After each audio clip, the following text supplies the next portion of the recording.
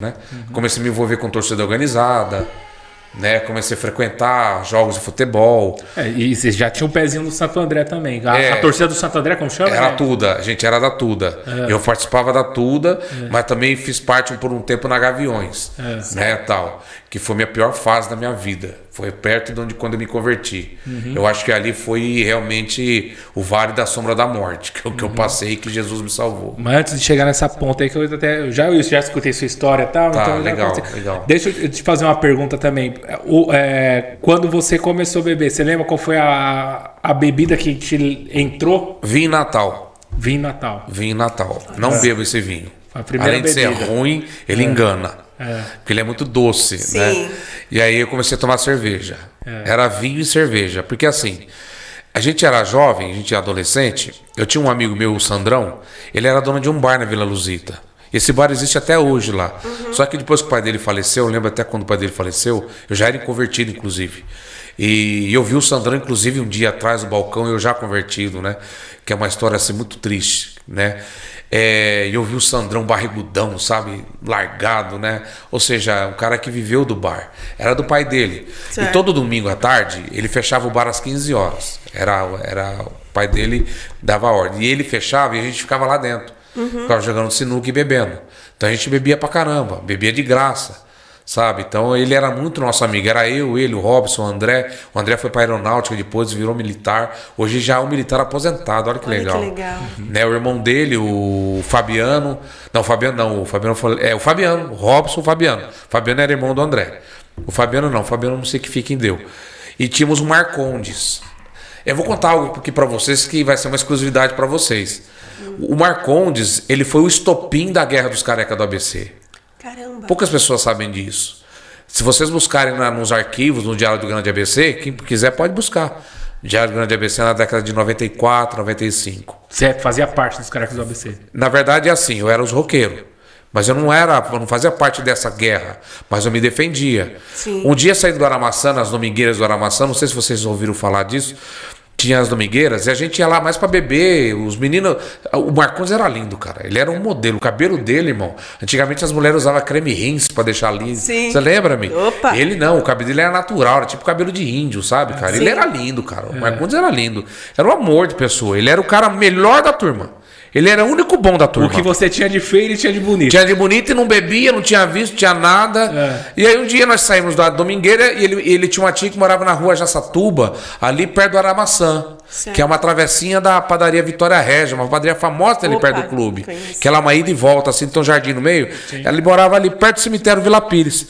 E ele foi sozinho, olha, eu vou pra casa da minha tia, eu vou dormir lá. Você tá bom. E aí, beleza, e a gente subia pra pegar o ônibus lá em cima, na Dom Pedro I. E aí a gente viu a correria e tal, os careca pegaram cabeludo, aí todo mundo correu pra lá. Aí eu falei pro Sandrão, é o Marcondes, irmão, só pode ser ele. Saímos correndo pra ver e já era tarde demais, né? Eles mataram ele. Caramba. De tanta coturnada que deram, mataram com um chute nele, né? Tinha marca, ele ficou deformado, a gente se revoltou. Até arrepia só de lembrar da cena, né? Porque eu vi, ele era meu amigo, cara. Sim. Ele era o único que era bom. E as porcarias que era nós, ficou. Né? E aí, tipo assim, né, cara, ele foi meio que um mártir, né? Sim. E aí a gente se deu conta que estava acontecendo isso. Mas isso já acontecia, porque os punk, os punk não faziam isso. Eram os Redskins que faziam isso. Eles eram, digamos assim, que a gente chamaria de nazistas, vamos pensar assim. Sim. Tem essa cultura ariana, né? Eles pegavam todo mundo que era homossexual, que era nortista, baiano, sabe? Cearense. Tudo que era pessoas racismo. que racismo. Tem um outro nome que chama, né? Que você não gosta de alguém de outro estado? Tem um nome disso também, né? Tem. Quem puder me ajudar a lembrar, eu não lembro. Se alguém lembrar, fala aí, gente. Xenofobia. Obrigado, William. Isso. Então eles pegavam mesmo. E a gente se deu conta, caramba, os caras estão pegando mesmo. E aí era uma guerra dos função. Tinha uns função que curtia rap, né? Que eram os caras lá do Clubhouse. E eles roubavam tênis. Era aqueles lá, os caras que roubavam tênis na época do New Balance. Era tribo, tudo. Era tudo aquilo, as guerras do TTT, que eram as gangues que tinha, né? E a gangue TTT era a maior que tinha. TTT significa Três Tombos, que é uma rua que faz assim, né? Lá em Santo André. Bom, enfim, resumindo, esses caras, eles tinham o SEV, que era um outro salão de dança, que a gente nem passava na porta, senão era treta. Sim. Então a gente só ia na Aramaçã, porque a Aramaçã era um pouco mais civilizado, né? Enfim. E aí vocês foram querer vingar a morte Fomos do vingar, amigo. mano, fomos vingar. E aí nós pegamos o cara. Nós pegamos, e o cara não morreu. E um dos caras que deu a ordem para pegar o Marcondes está vivo até hoje, que é o bispo. Ele trabalha para. Eu vi ele trabalhando para a prefeitura com colete de fiscal. Ele tira ambulante da rua, cara. E ele tem até hoje essa tatuagem. Eu percebi que ele tirou a suástica da cabeça. Ele fez alguma outra coisa ali. Sim. E tipo, o cara que tá grandão do mesmo jeito. Então, a gente pegou ele e tal. E eu lembro, porque a gente se revoltou. E uma das cenas, eu me lembro ali na Dom Pedro. Nós batemos tanto naquele cara, velho. Que eu tinha tanto ódio, assim, tanta raiva, eu era tão revoltado que eu falei assim, olha lá, galera, ele ainda tá respirando. Eu ainda falei, tá respirando. Não, mas tá bom, não, ele tá respirando. Não é pra estar respirando, né? Eu era assim, irmão, eu me tornei assim. E eu era um menino doce, cara. Eu era mó de boa, bonzinho, jogava bola, soltava pipa, eu brincava na rua, eu era alegre. E toda essa coisa que eu acabei vivendo acabou me transformando, digamos assim. Você acha que isso pode ter sido, Denilson, a questão da bebida dentro da sua casa? Claro. Que foi desenvolvendo A essa influência revolta do meu dentro pai, de você? negativa. Eu vi meu pai bater na minha mãe. Meu pai bateu. Eu sou o único filho que apanhou do meu pai. E não porque eu não merecia. E eu vou dizer uma loucura aqui. Eu agradeço pelo meu pai ter sido tão duro comigo. Eu agradeço, cara. Meu pai foi muito duro comigo. E ele sendo duro comigo, ele educou meu irmão e a minha irmã. Se vocês conhecessem meu irmão e minha irmã, vocês vão se apaixonar. A minha irmã, cara, é maravilhosa. Minha irmã é uma guerreira. Totalmente doce, totalmente. Minha irmã é uma a mais benção, velha, cara. É a né, mais velha. Minha irmã é uma benção, cara. O meu irmão, cara, é o mais bem sucedido da família. Digamos assim. Mas ele é um doce de pessoa. Nós somos todos de pessoas boas, mas eu fui o único que dizia, justamente por essa influência. Sim. Mas eu não culpo somente meu pai, mas Sim, as influências claro. no mundo. Ó, pra vocês terem uma ideia, eu fiz 3 vezes o primeiro ano do colégio. A primeira vez foi por causa de bebida. E a segunda também. Só que na segunda vez que eu fiz o primeiro ano foi quando eu me converti, que a gente pode falar daqui a pouco. Mas eu perdi aquele ano também. Aí depois eu fiz a terceira vez, aí fui Aí embora. que você foi. Que eu já não estava mais bebendo. E ele não afetava o trabalho? Quem? A bebida? A bebida? Sim, porque tudo que eu ganhava eu gastava com isso, cara. Ah, tá. Mas você nunca deixou de trabalhar? Não, sempre trabalhei. Cara, eu amo trabalhar. Eu sempre gostava de trabalhar. Nunca fui braço curto para trabalhar. Pra você ter uma ideia, com 14 anos eu tive que andar até a República sozinho. Pegar trem, metrô. Eu não sabia que era isso, cara. E eu fui com a cara e a coragem. Sim. Porque eu tinha que trabalhar. E todo o meu pagamento eu dava para minha mãe. Sabe? Então eu sempre tive essa noção, né? Porém, eu também tinha meus vícios, meus gastos, né? Sim. O que eu gastava? Eu gastava com roupa para tentar ficar mais bonitinho.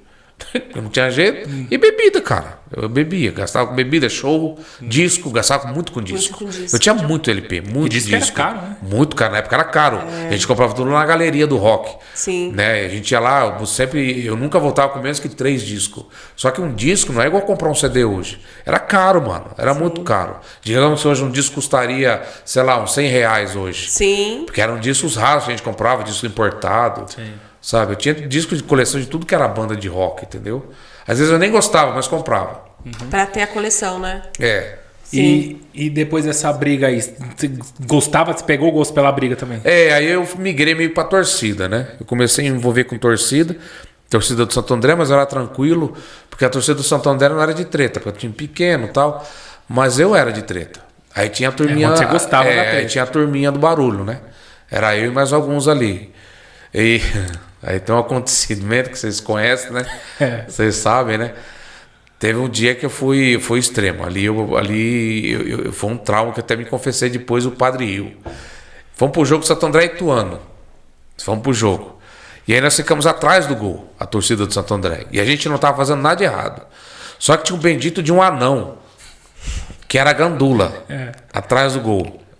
E esse anão começou a provocar a gente, irmão. E começou a xingar a gente, provocar. Quando a bola ia até lá para pegar, rebolava pra gente. E eu bêbado, né? Bebaço de cachaça, né? Eu sempre bebia pinga. E eu vou matar esse anão. Eu olhava pra ele assim, eu vou matar esse anão. Tanto que hoje eu não posso ver anão, né? Eu não posso ver anão, é um pecado que eu tenho.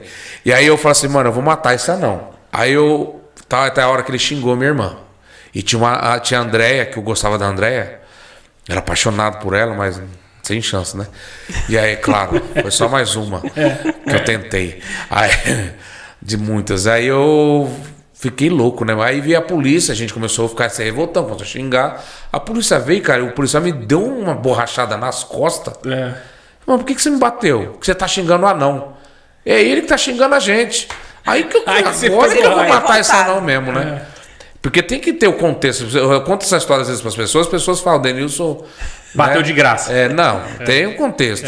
Enfim, isso acabou o jogo, perdemos de 1-0. A gente odeia o YouTube. Derrota, né? Tiração. Ainda tomou uma borrachada aí. Ainda bêbado. Aí fomos pro ônibus. Quando eu vi ele tava no ônibus, o André tinha uma porta de funcionários.